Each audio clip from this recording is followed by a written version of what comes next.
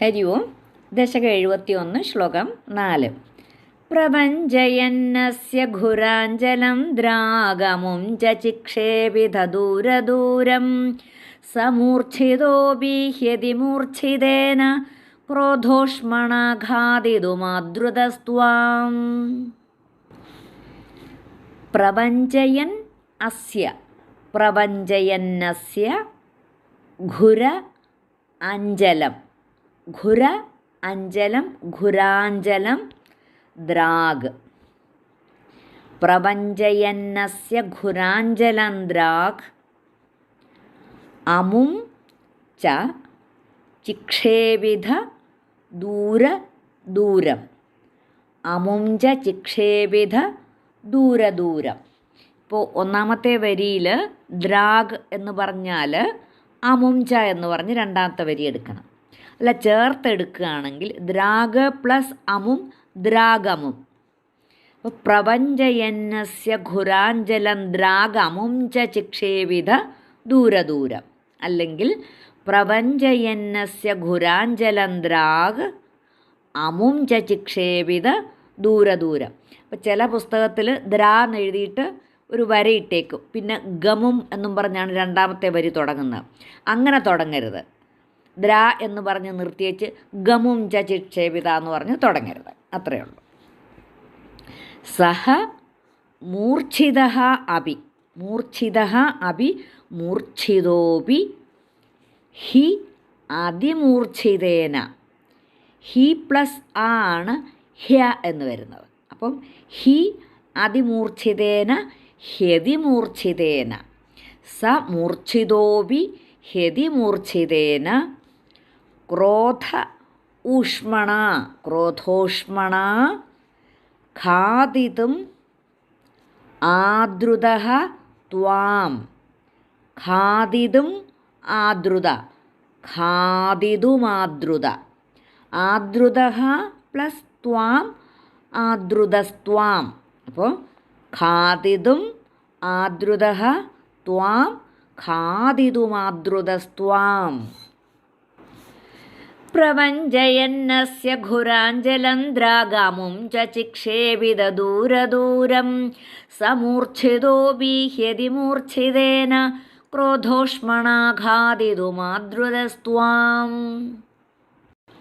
ശ്ലോകം 4 അന്വയവും അർത്ഥവും. അപ്പോൾ ഈ ഭഗവാന് ആ ചവിട്ട് കൊള്ളാതെ ഒഴിഞ്ഞു മാറി ആ കുതിരയുടെ കാലുകൾ പിടിച്ച് ദൂരത്തേക്ക് വീശി എറിയുന്നതാണ് ഈ 4ാമത്തെ ശ്ലോകം.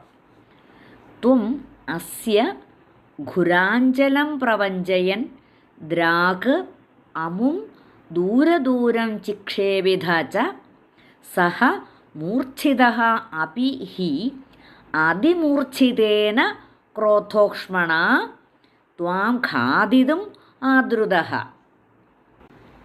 ത്വം അസ്യ ഘുരാഞ്ജലം പ്രപഞ്ചയൻ. ത്വം നിന്തിരുവടി അസ്യ ആ കുതിരയുടെ ഘുരാഞ്ജലം എന്ന് പറഞ്ഞാൽ കുളമ്പ്, ആ കുളമ്പ് ഏക്കാതെ പ്രപഞ്ചയൻ ഒഴിഞ്ഞു മാറി.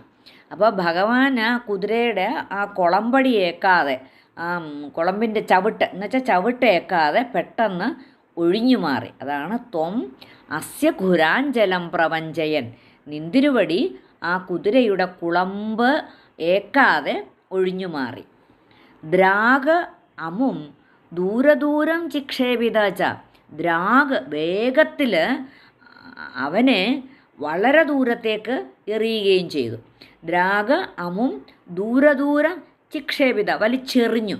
അപ്പം അതാണ് വേഗത്തിൽ അവനെ വളരെ ദൂരത്തേക്ക് എറിയുകയും ചെയ്തു. ഭഗവാൻ ആദ്യം ആ കുതിരയുടെ ചവിട്ടേക്കാതെ ഒഴിഞ്ഞു മാറി, എന്നിട്ട് പെട്ടെന്ന് വേഗത്തിൽ അവനെ പിടിച്ച് അങ്ങനെ വളരെ ദൂരത്തേക്ക് എറിയുകയും ചെയ്തു. സഹ മൂർച്ഛിതഃ അപീഹി. സഹ ആ കുതിര മൂർച്ഛിതഃ അപീഹി ആ ബോധം കെട്ടുവെങ്കിലും. മൂർച്ഛിതഃ അപീഹി ബോധം കെട്ടുവെങ്കിലും. ഇവിടെ ഈ മൂർച്ഛിക്കുക എന്നുള്ള വാക്കിന് മോഹാലസ്യപ്പെടുക എന്നും വർദ്ധിക്കുക എന്നും രണ്ടർത്ഥമുണ്ട്. അപ്പോൾ മോഹാലസ്യത്തെക്കാളും ശക്തി കൂടിയതായിരുന്നു ആ കോപം എന്നുള്ള ആ അർത്ഥം.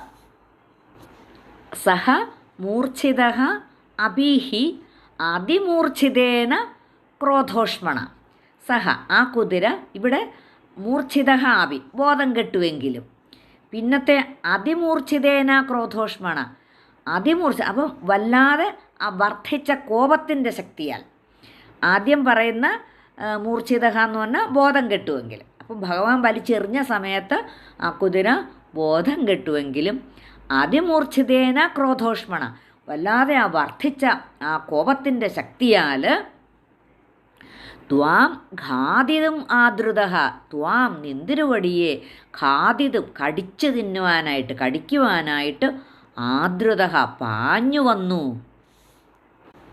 അപ്പോൾ ആ കേശി എന്ന ആ അസുരൻ ആ കുതിരയുടെ ആ കുളമ്പ് കൊണ്ടുള്ള ചവിട്ടേക്കാതെ ആ നിന്തിരുവടി ഒഴിഞ്ഞു മാറി അവൻ്റെ കാലുകളങ്ങോട്ട് കൂട്ടിപ്പിടിച്ച് ദൂരത്തേക്ക് വേഗം വലിച്ചെറിയുകയും ചെയ്തു.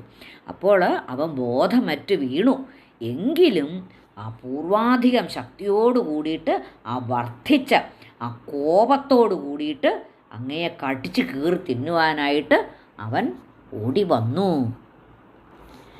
പ്രവഞ്ചയന്നസ്യ ഘുരാഞ്ജലന്ദ്രാഗാമും ചിക്ഷേവിധ ദൂരദൂരം സമൂർച്ഛിതോപീഹ്യതി മൂർച്ഛിതേന ക്രോധോഷ്മണാഘാതിതുമാദ്രുതസ്ത്വാം.